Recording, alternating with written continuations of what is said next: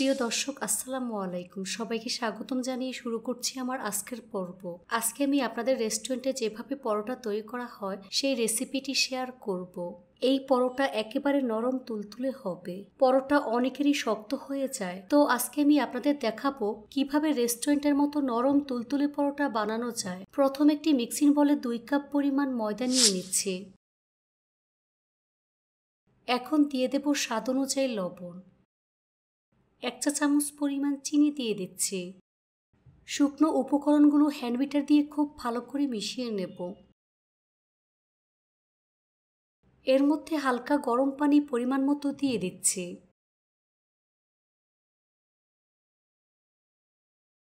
আধা টেবিল চামচ পরিমাণ সয়াবিন তেল দিয়ে দিচ্ছি।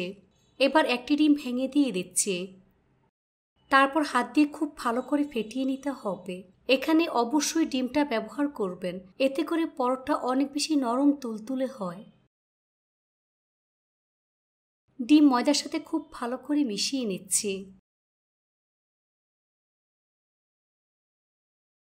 আর অল্প অল্প করে কুসুম গরম পানি দিয়ে মোটামুটি সফট একটা ডো তৈরি করে নেব। পানিটা কিন্তু একবারে দেওয়া যাবে না, অল্প অল্প করে দিয়ে মিশিয়ে ডোটা তৈরি করে নেব। আর ডোটা কিন্তু শক্ত করে ফেলা যাবে না, তাহলে পরোটা শক্ত হয়ে যাবে। আবার অনেক বেশি নরম করে ফেলা যাবে না, মোটামুটি সফট থাকবে। ডোটা মাখানো হয়ে গিয়েছে। এই ডোটাকে আরো কিছুক্ষণ সময় নিয়ে আমি মথে নেব।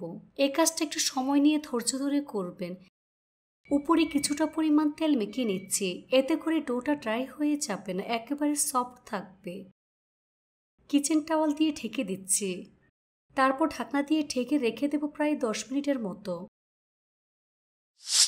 10 মিনিট পর ঢাকনা সরিয়ে ডোটাকে আরো কিছুক্ষণ সময় নিয়ে মথে নেব।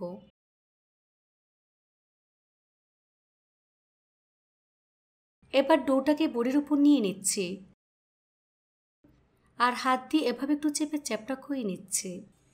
এবার ছুরির সাহায্যে ডোটাকে সমান 4 ভাগে ভাগ করে নেব।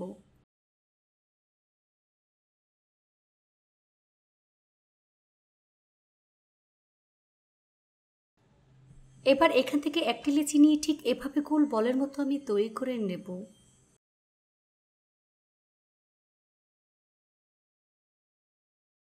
এই তো গোল বলের মতো আমি তৈরি করে নিয়েছি।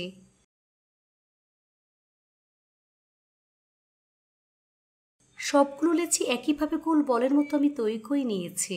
তারপর বলগুলোকে 10 মিনিটের জন্য রেস্টে রেখে দিতে হবে, এতে করে রুটি বেলতে সুবিধা হবে। এখান থেকে একটি বল বোর্ডের উপর নিয়ে নিচ্ছি। উপরে কিছুটা পরিমাণ ময়দা ছড়িয়ে দেব। এবার বেলুন দিয়ে বেলে মিডিয়াম পুরুত্বের রুটি আমি তৈরি করে নেব। তবে খুব বেশি মোটা করে ফেলা যাবে না, আবার পাতলা করে ফেলা যাবে না। রুটি তৈরি করে এর পুরুত্বটা আপনাদের দেখিয়ে দিচ্ছি। দেখুন, এর পুরুত্বটা ঠিক এরকম হবে, দেখে হয়তো বা বুঝতেই পারছেন। এবার এর মধ্যে কিছুটা পরিমাণ তেল লাগিয়ে নিচ্ছি। সম্পূর্ণ রুটির উপর তেল ভালো করে লাগিয়ে নিতে হবে। উপরে কিছুটা পরিমাণ ময়দা ছড়িয়ে দিচ্ছি।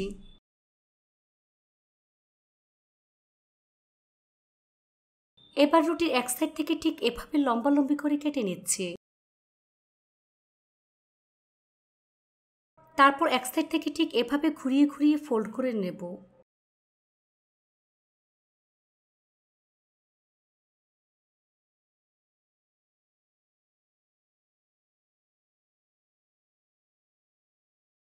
তারপরে অংশটা ঠিক এভাবে মুড়িয়ে নেব।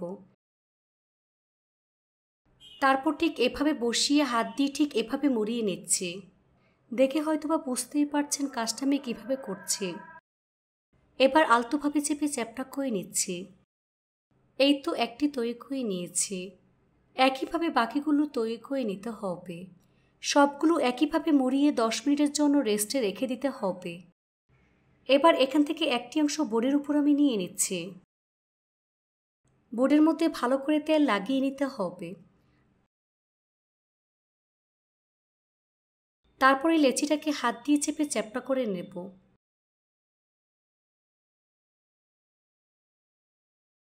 তারপর পরোটা বেলে নিচ্ছি। এ পর্যায়ে ময়দা ব্যবহার করা যাবে না, তাহলে পরোটা শক্ত হয়ে যাবে। এই পর্যায়ে পরোটা বেলতে খুব বেশি সময় লাগে না।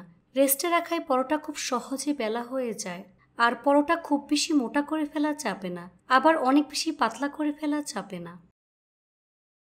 দেখুন, এরকম পুরুত্বের পরোটা আমি তৈরি করে নিয়েছি। দেখে নিশ্চয়ই বুঝতে পারছেন। এবার পরোটা সরাসরি ভাজতে চলে যাচ্ছি। এর জন্য চুলে একটি তাওয়া বসিয়ে তাওয়াটাকে মিডিয়াম আঁচে গরম করে নিয়েছি। তারপর এর মধ্যে পরোটা দিয়ে দিচ্ছি। তারপর নিচের পাশ হওয়া পর্যন্ত অপেক্ষা করব।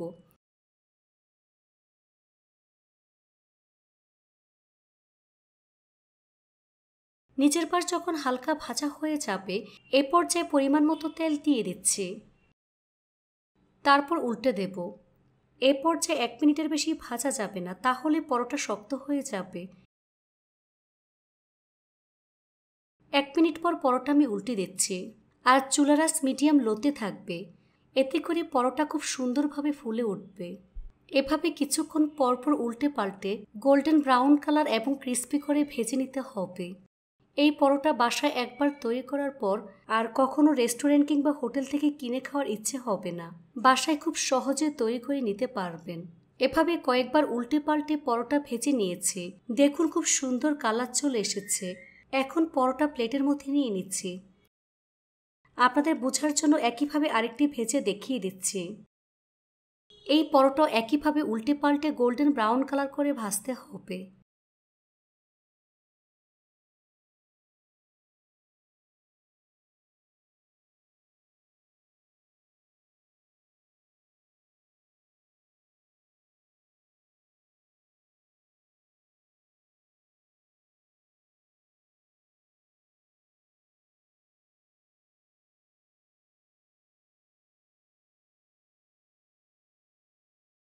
সবগুলো পরোটা একইভাবে ভেজে নিয়েছি।